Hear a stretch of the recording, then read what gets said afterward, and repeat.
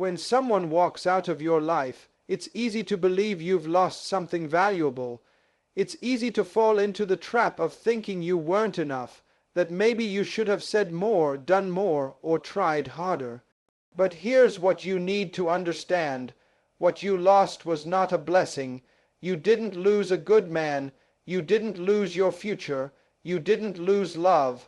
What actually happened is, he lost a woman he will never find again.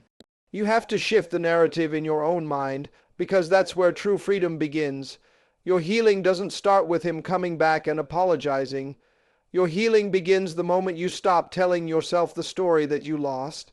The truth is, some people are not capable of recognizing a rare soul when it's in front of them. You could give them kindness, patience, loyalty, softness, strength, love, and they still wouldn't know what to do with it. Why? Because their level of awareness has not caught up to your value. They can't hold what they don't know how to handle, and that is not a reflection of your worth. You have to understand that what left was never meant to stay. You have to recognize that letting someone go who didn't see your value is not a defeat. It's a divine setup. Because had they stayed, they would have continued to drain you, diminish you, or distract you. Your energy would have been scattered, your peace would have stayed disturbed, and your destiny would have remained delayed. This is not a loss, this is a liberation. See, the world will try to convince you that being alone means you've been abandoned. But there is a huge difference between abandonment and alignment. Sometimes life clears the room, not to leave you lonely, but to prepare you for something far more aligned with who you really are. You are not empty. You are being made ready. You are not rejected. You are being refined. But none of this realization can happen if you continue to carry the weight of someone who couldn't carry you. If you keep holding on to someone who couldn't even hold a conversation, let alone hold your heart, you'll find yourself stuck in a cycle that repeats the same heartbreak over and over again. And for what? For the illusion that they were the only one who could love you. Let me tell you something. The only reason it hurts this much is because you gave that person a part of you that was pure. You gave them something sacred, your time, your trust, your softness. And they mishandled it. So of course you feel the sting. Of course your chest feels heavy. Your thoughts spiral at night, and your emotions feel like waves crashing with no rhythm. That's normal. That's human. But feeling pain is not the same as being broken. Feeling pain is not proof of loss. It's proof that you cared, and caring is never something to regret. Don't confuse your empathy with weakness. Don't confuse your ability to love deeply with a flaw. You were real in a world full of temporary. You were consistent in a world that glorifies convenience. You stood solid while others wavered. That's not something to mourn. That's something to honor. And you must begin honoring yourself now, not because someone else failed to do so, but because it's time you remember who you are. You are not someone who can be replaced. You are not someone who blends in with the crowd. You are not average, ordinary, or easily forgotten. You are a force, a presence, a light that intimidates those still hiding in their own shadows. The only reason he couldn't stay is because your growth demanded more than his stagnation could handle. Your depth made his surface-level intentions uncomfortable. Your clarity exposed his confusion, and instead of rising to meet you, he ran. Let him run. You didn't lose him. He lost you, and he lost something he will never find again. Not because there's no one else like you, but because you gave a version of yourself that was tailored for someone who didn't have the capacity to receive it. And once you reclaim that energy, once you stop replaying the moments and rereading the messages and rehearsing the what-ifs, you begin to realize that the most valuable thing you ever gave was your presence. Your presence has power, your time has weight, your love has depth, and not everyone deserves access to that level of treasure. So no, you didn't lose him. He lost a woman with emotional intelligence, with intuitive awareness, with genuine care and a nurturing spirit. He lost late night conversations full of wisdom. He lost peace in human form. He lost loyalty that money can't buy. He lost someone who would have stood by him in ways most people only dream of. He lost a rare kind of woman, the kind who uplifts, heals, listens, and loves from the soul outward. And he'll go looking, oh, he'll go searching, but what he had wasn't found in appearances or in words or even in moments. It was found in the purity of your essence, and that can't be duplicated, that can't be manufactured, that can't be downloaded or replaced. That kind of woman doesn't come twice in a lifetime. Just because he couldn't see your value doesn't mean you weren't valuable. Just because he left doesn't mean you weren't worth staying for. You need to understand this truth deep in your spirit. His inability to recognize your worth is not evidence that your worth wasn't there. It's a reflection of his limited vision, not a commentary on your light. People can only meet you at the level of their perception. If a person has never experienced real love, real connection, or real loyalty, they won't know how to receive it when it shows up. You could hand them gold and they'd call it dust. You could offer water to a man dying of thirst, and if he doesn't recognize the gift, he'll throw it away. That's not because the water was impure, it's because he wasn't ready to be quenched. And that's exactly what happens when you offer yourself, your time, your loyalty, your care, to someone who hasn't evolved enough to see it for what it is. You weren't too much, you weren't too intense. You weren't asking for too much. You were asking the wrong person. You were giving to someone who didn't even know how to hold what you carry. That's not your fault, and it's not your responsibility to shrink so that someone else can feel big around you. It's not your role to dim your light so someone else doesn't feel insecure in your glow. When someone walks away, the first instinct is to question yourself. Was I too emotional? Did I give too much? Should I have been more detached? That line of questioning is what keeps you in emotional chains. You start editing yourself in hindsight for someone who didn't even deserve the full version of you. And that's dangerous, because now you're shaping your identity based on the limitations of someone else's heart. Don't let one person's blindness cause you to doubt the masterpiece you are. You have to learn to separate how people treat you from how you see yourself. Their behavior is their reflection. Their choices, their immaturity, their failure to communicate, their inconsistency, those are all signs of who they are, not who you are. A person can only give what they possess. If someone doesn't love themselves, they can't love you. If someone doesn't respect their own soul, they won't respect yours. You cannot harvest what they haven't planted. That's why it's dangerous to base your value on how others treat you. Because if you do, the moment they mistreat you, you'll believe something's wrong with you. Nothing is wrong with you. You have always been more than enough. You have always carried power, beauty, grace, and wisdom. The problem is, you gave these gifts to someone who wasn't ready to receive them. And instead of them admitting their unpreparedness, they left. Or worse, they tried to make you feel like you were the problem. That's what happens when people are insecure. They flip the mirror. They can't face their own inadequacy, so they hand you the guilt. They can't admit they were overwhelmed by your strength, so they criticize you for having it. Don't fall for that trick.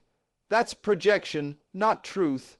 There's something sacred about a woman who knows her worth. Not because someone told her, but because she discovered it in the quiet. She looked at her scars and called them beautiful. She sat in the silence and found strength there. She cried and rose from her tears like a warrior soaking in her own wisdom. That's the woman you are becoming, and that woman doesn't lower her standards to be seen. She doesn't bend herself backward to be chosen. She knows that being unappreciated doesn't mean she is unworthy. It means she was in the wrong room. You were in the wrong room. You brought soul to a space that only wanted surface. You brought depth to a conversation meant to stay shallow. You offered truth to someone who preferred lies, and now you're blaming yourself for being too real. That's not fair to your journey. That's not fair to your heart. Understand this. It's not your job to convince anyone of your value. That's too heavy a burden to carry. The right people see your worth without you needing to explain it. You don't need to perform for love. You don't need to prove your value. You don't need to beg to be seen. What you need is to remember. Remember who you were before the heartbreak. Remember what you carried before they mishandled you. Remember the woman who existed before she gave herself away too quickly, too fully, too deeply to someone who never deserved it, and then return to her, rebuild her, reclaim her. The truth is, his loss has nothing to do with your lack. It has everything to do with his limitation. He couldn't value you because he wasn't ready to value himself. He couldn't see you because he was blinded by his own fears, his own ego, his own emptiness. And that has nothing to do with how radiant you are. Your value is intact. It's untouched. It's untarnished. You are still the woman who can love deeply, laugh genuinely, and give unconditionally. You are still the woman who can turn pain into purpose. You are still the woman who deserves to be cherished, not for what you offer, but for who you are. And when the right soul sees that, they won't need a second chance. They'll recognize it the first time. There is a certain power in your presence that cannot be replicated. It's not about how you look or what you wear. It's in the way you speak life into people when they're breaking. It's in how you show up with warmth when others turn cold. It's in how your energy lingers in the room long after you've left. And when a man loses a woman with a presence like that, he doesn't just lose someone to talk to. He loses the entire atmosphere of peace, love, and safety that only a certain kind of woman can bring. You didn't just fill a role in his life. You transformed the space you were in. Your presence changed the frequency. When he was doubting himself, you believed in him. When he was uncertain about his direction, you reminded him of his purpose. When he was exhausted by life, you became his place of rest. You weren't just a girlfriend. You were a healer, a confidante, a safe haven. You were the woman who understood the silence behind his words and the pain behind his pride. You saw what he didn't say. You noticed the details no one else bothered to see. You remembered the things he mentioned once in passing and turned them into acts of care. That is rare. Your emotional presence was like medicine. You were the calm to his chaos, the stillness to his storms, the depth in a shallow world, and losing a woman like that is not something that time easily heals. It's not something another body, another conversation, or another compliment can replace. Because it's not about the physical. It never was. It was about the spirit you carried. The way you touched his soul without needing to touch his skin. The way you listened without judgment. The way you gave without expectation. And the way your very being made him feel like he could finally breathe. He may not realize it now, but one day he'll sit in a quiet room, maybe years from now, and the memory of you will rush in uninvited. He'll remember how he used to feel safe in your presence, how his world made more sense when you were in it. And in that moment, it will hit him, not as a wave, but as a punch. He lost something he cannot duplicate. He lost a woman whose presence made him feel whole even when he was broken. People chase many things in life. Money, status, attention, but they don't always recognize the soul behind the simplicity. They chase noise and miss the value of quiet strength. You weren't loud about your power. You didn't force your love. You simply gave consistently, gracefully, wholeheartedly, and that kind of love is sacred. That kind of energy doesn't just visit, it settles. It nurtures, it elevates, but too often people aren't ready for that. They're not ready to be seen on that level. They're not ready to confront their own wounds, their own inadequacies, their own patterns. And so they push away what was sent to heal them. They reject what they're not ready to receive. That's not a reflection of you. It's a reflection of their unreadiness. It's easy for someone to chase excitement, to run after the temporary highs of attention and validation. But presence, the real kind, the rare kind, that doesn't fade, that lingers, it echoes. It leaves fingerprints on a person's life that no one else can match. Because you were more than a partner, you were a mirror. You reflected back to him who he could be if he stepped into his potential. And sometimes people aren't ready for that kind of reflection, so they look away. The real tragedy isn't that he walked away. It's that he walked away from a woman who didn't just love him, she believed in him. She carried him emotionally when he couldn't carry himself. She poured into him without asking for a receipt. She showed up when she was tired. She stood beside him when she should have walked away. She offered presence, not performance. And that kind of presence is irreplaceable. He may go on and find someone new, someone who entertains, someone who looks good in photos, someone who fills the silence with noise. But he won't find someone who understands his silence. He won't find someone who reads his energy like a book. He won't find someone who makes him feel home in the way you did, because presence like yours can't be replaced, it's felt. And when it's gone, there's a void. That void isn't about missing a person. It's about missing a sanctuary. That's what you were to him. A sanctuary. A space where he didn't have to perform. A space where he could be vulnerable without fear. A space that offered warmth, patience, and unwavering support. And once someone's been in that kind of space, everything else feels cold. Your presence was your power. You didn't need to chase, prove, or compete. You simply existed in truth, and that truth created peace. And peace is something people don't realize they need until chaos returns. He will know it when the silence becomes unbearable, when the shallow connections exhaust him, when the external world fails to fill the internal emptiness. Then, and only then, will he realize what he lost? Not a woman, but a presence, a gift, a rarity, something that only appears once, and never again. It's easy to overlook your own worth when your heart is entangled in disappointment. When someone walks away from you, especially someone you gave your heart, your energy, and your loyalty to, it creates a quiet storm within. A part of you starts questioning everything. Was I enough? Did I love too deeply? Did I make it too easy for him to leave? But what you often forget in those moments of emotional chaos is this. Your love was not the problem. Your heart wasn't too much.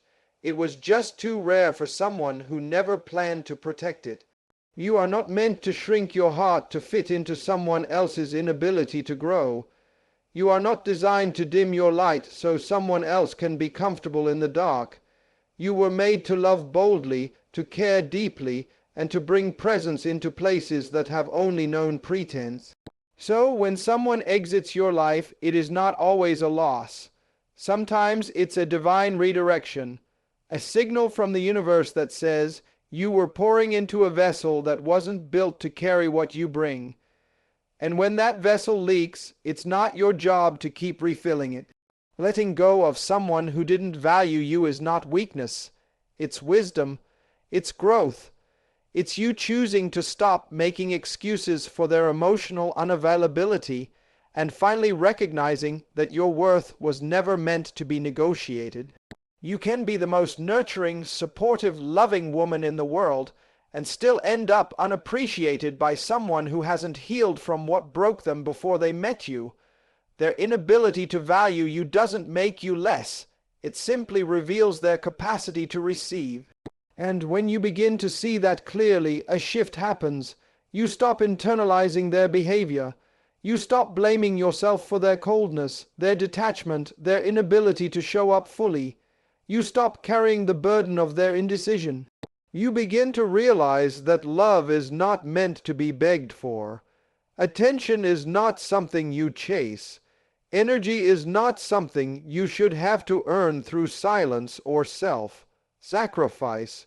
Real love flows freely. It shows up with intention. It doesn't keep you confused. It doesn't keep you waiting. So let him go.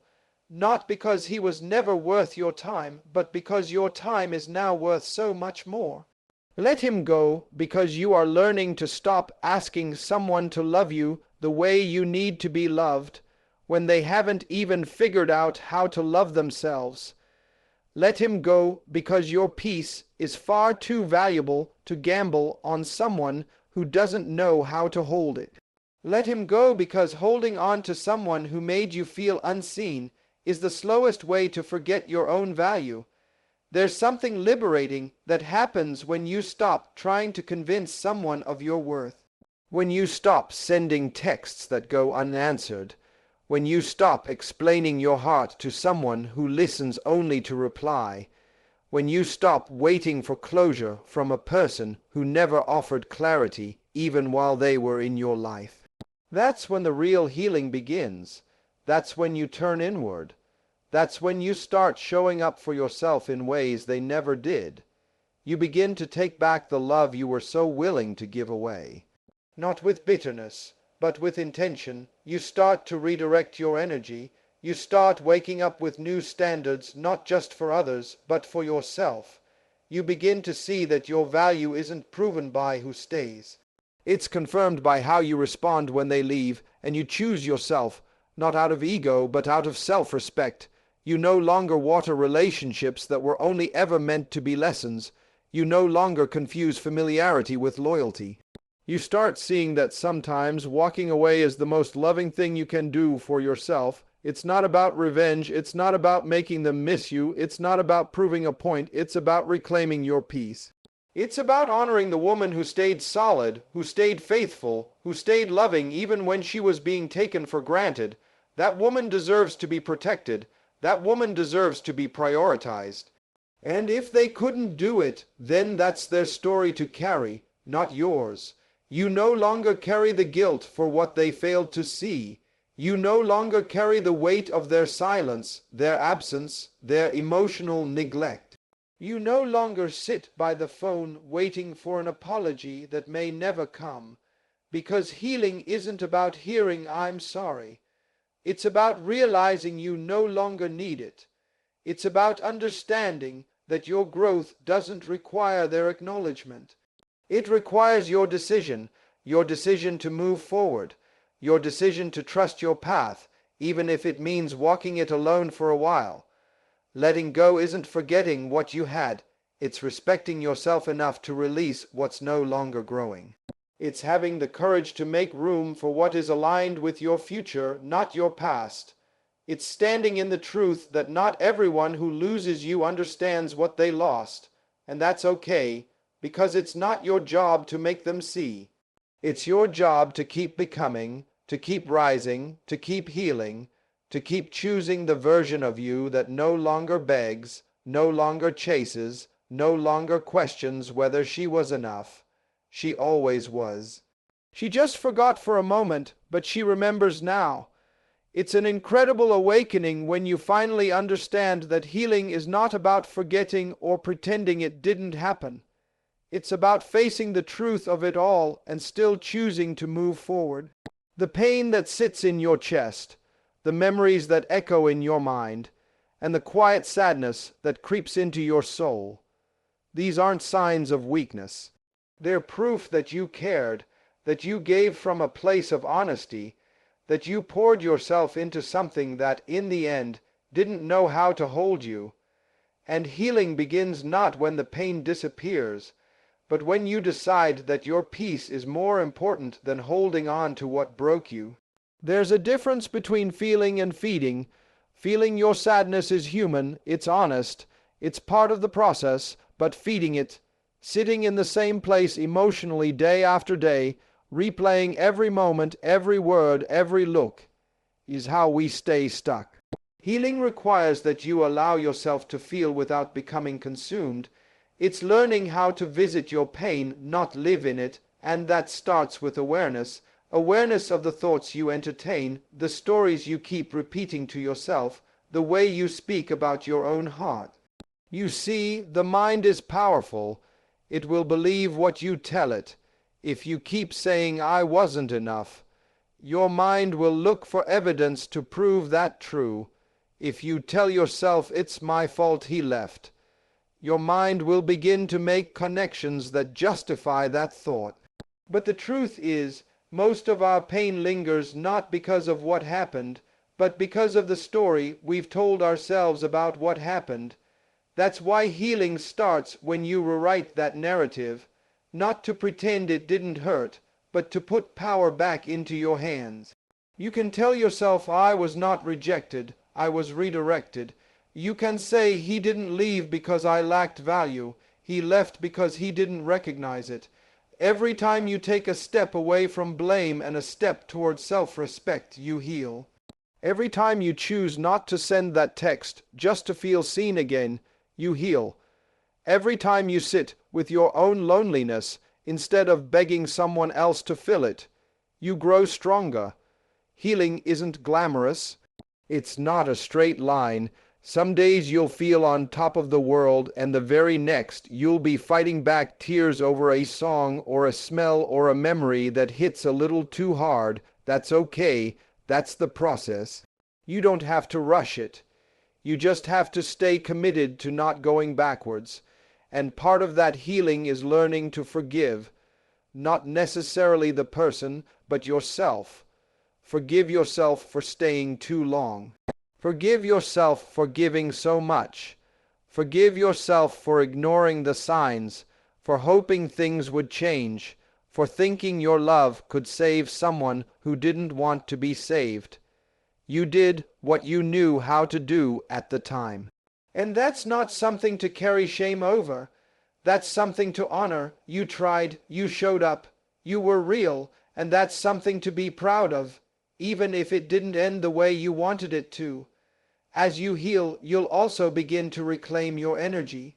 You'll stop obsessing over what he's doing, who he's with, whether he misses you, because you'll realize that none of that changes your value. You won't need his regret to validate your worth. You won't need an apology to move forward. You'll understand that closure doesn't come from them. It comes from you. It comes from deciding that you are done waiting for someone to make it right. You make it right by giving yourself the love, the respect, and the gentleness you were waiting to receive from someone else. And slowly, the pain begins to lose its grip. You start finding joy in the smallest things again. You laugh without forcing it. You sleep without overthinking. You wake up with a little more clarity, a little more light. You begin to make decisions not from a place of fear or desperation, but from a place of peace. And that's when you know you're healing, you're coming home to yourself. You're not the same woman who cried herself to sleep hoping for a message that never came. You're not the same woman who doubted whether she was lovable because of someone else's inability to love. Healing turns you into someone who trusts her own voice again, someone who no longer settles for fragments of affection, someone who doesn't chase closure but creates it, someone who realizes that healing doesn't mean you stop loving them. It means you start loving yourself more. It means you start honoring what you feel without letting it control you. It means you no longer let the past dictate your future. You begin to build a life not centered on what you've lost, but on who you are becoming. And the woman you are becoming is wiser, stronger, softer in the right ways, and unshakable in the ways that matter. She doesn't hate him. She just doesn't need him to see her anymore, because she finally sees herself. She sees her own growth. She sees how far she's come from the days when she questioned everything. She sees her scars not as signs of defeat, but as symbols of survival, and she wears them with pride, because healing taught her what no relationship ever could. She is enough, whole, worthy, and powerful on her own. There comes a moment in every healing journey when you no longer wish to be the same person you were when you were hurting. That moment doesn't arrive with a loud voice or a grand revelation. It comes quietly, in the form of exhaustion. Emotional exhaustion. You get tired of questioning your worth, tired of wondering what you could have done differently, tired of replaying conversations and moments that cannot be changed. You wake up one day and realize that the time you've spent grieving someone who didn't value your heart has cost you too much of yourself. That realization becomes your spark, and the fire that follows isn't rage, it's clarity. The clarity that says, I can't keep giving my power away like this. Growth, real growth, is often uncomfortable. It forces you to confront everything within you that allowed the pain to take root in the first place. You have to face the version of yourself that tolerated neglect, that accepted less than love, that silenced her intuition just to feel chosen. Growth requires radical honesty. You start asking yourself the real questions. Why did I stay? Why did I ignore the red flags? Why did I shrink myself just to make him feel comfortable? These aren't easy questions to ask, but they're the ones that unlock transformation, because you can't change what you're not willing to see. And you can't evolve until you recognize the part you played, not to blame yourself, but to free yourself. You realize that growth isn't about proving anything to anyone else. It's about finally living in alignment with the woman you know you were always meant to be. It's about no longer dimming your light to make someone else feel secure. It's about being so in tune with your worth that you stop explaining it to people who don't even have the capacity to recognize it. Growth is when you no longer need closure from someone who was never open with you to begin with. You become your own answer, your own validation, your own protector. You stop waiting for an apology that will never come, because your peace no longer depends on it. You stop checking if he's watching your stories, if he's dating someone new, if he regrets letting you go, because you understand now, regret is not your responsibility.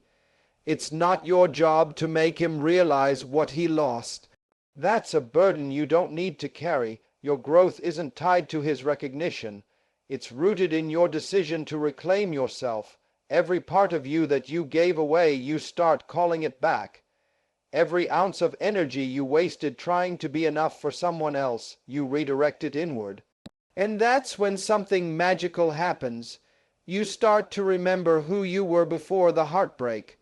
Or maybe you meet a version of yourself you never knew existed. A version that's more self-aware, more grounded, more intuitive. A version that doesn't beg, doesn't chase, doesn't settle.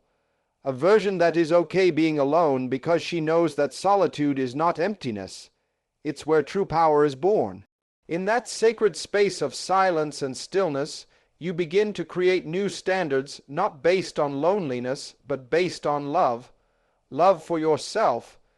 You begin to notice the things you once tolerated and shake your head in disbelief. Not because you're angry at yourself, but because you're proud of how far you've come. You no longer entertain confusion as affection. You no longer see inconsistency as passion. You no longer confuse being wanted with being valued. You start choosing peace over chaos, truth over illusion, depth over temporary attention, and this shift doesn't require explanation. You don't announce your growth. You embody it. People will feel it in your presence, in your energy, in the way you carry yourself. There's a quiet strength that comes from healing and growing, and it speaks louder than words ever could. Growth also teaches you to set boundaries, not as walls to keep people out, but as doors to protect your energy. You start saying no without guilt. You stop engaging in situations that disturb your spirit. You walk away from conversations that feel like battles. You no longer tolerate the emotional tug-of-war that once made you feel alive. You don't play games, you outgrow them, and in doing so, you start attracting people and experiences that reflect the new level you're vibrating at. Because what you allow is what will continue, and now you're only allowing what aligns with your healing, your purpose, and your truth. You stop explaining yourself to people who are committed to misunderstanding you. You stop trying to prove that you're lovable, worthy, or special. You simply know you are, and that knowing changes everything. You start to speak with more intention. You show up with more confidence. You don't chase love. You choose it. You don't tolerate silence where communication is needed. You don't stay where growth isn't supported. You've learned that growth is a process, not a destination, and you're committed to walking that path, no matter how long it takes. And as you continue to grow, you stop measuring your healing by how much you miss them or how often they cross your mind. You measure it by how deeply you've returned to yourself, by how clearly you can see the red flags you once ignored, by how calmly you can let go of people who don't honor your value, by how freely you can love yourself without needing someone else to complete you. Growth looks like not reaching back for what you know doesn't serve you. Growth looks like loving yourself so much that losing someone else no longer feels like losing yourself. Growth looks like freedom.